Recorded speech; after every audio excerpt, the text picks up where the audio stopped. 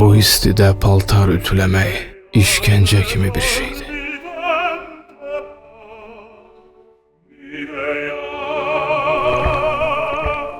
Bu istidə soyuq su içəndə bədənimdən səsi çıxır.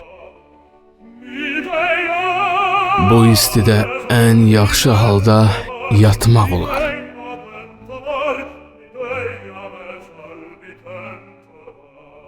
Bu istidə adamın mesaj yazmağa da həvəsi olmur.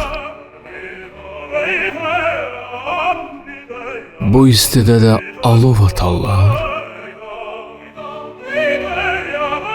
Bu istidə makyaj edənləri başa düşmürəm. Bu istidə sevmək olar. Günəşi kim maksimum rejimə qoyub?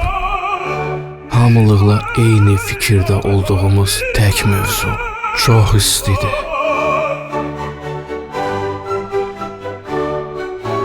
Bunları düşünmə. Mideye kondisionerini al və sərin yaya hazır ol.